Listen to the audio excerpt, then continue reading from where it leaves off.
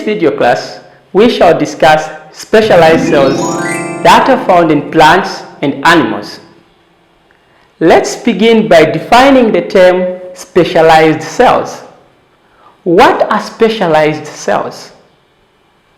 Well, these are cells that have a specific role to perform. Each specialized cell has a different job to do. Each specialized cell has a special feature that allows it to do its specific role. Let us talk about some animal specialized cells. We shall begin with the red blood cells, which are also known as erythrocytes. These are very important cells. The red blood cells carry oxygen and some carbon dioxide around the body. The red blood cells have certain features or adaptations that make them suitable to perform their function. The first adaptation of the red blood cells is that they contain hemoglobin, which carries oxygen molecules and gives blood its red color.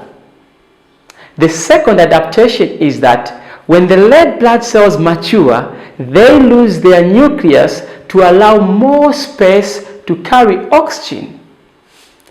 The third adaptation is that red blood cells have a flat disc shape, or simply a biconcave shape, which gives them a large surface area and the best chance for absorbing as much oxygen as they can. I also want you to take note that red blood cells do not move on their own, but are just moved by blood.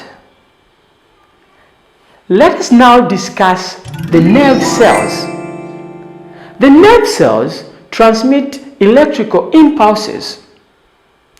The features that make the nerve cells suitable for their functions are that they have a thin, and they can also be more than 1 meter long. This means that they can carry messages up and down the body over large distances. The nerve cells have branched connections at each end. This join to other nerve cells, allowing them to pass messages around the body. The nerve cells also have a fat sheath that surrounds them. The fat sheath increases the speed which the messages can travel. Well, that's about the nerve cell. For now, let us look at muscle cells. Muscle cells bring the body closer together.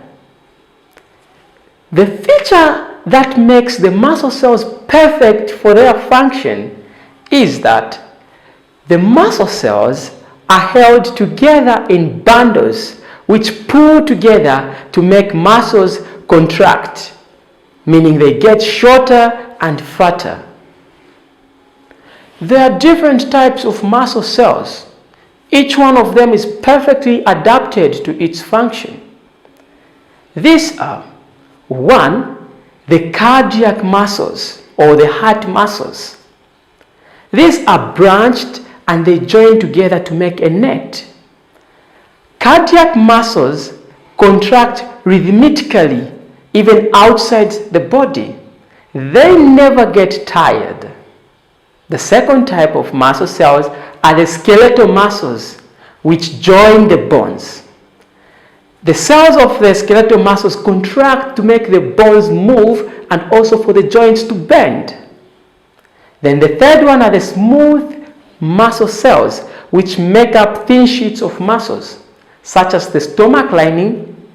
They can also be arranged in bundles or rings like that in the anus. I hope you have understood everything that we have outlined about the muscle cell.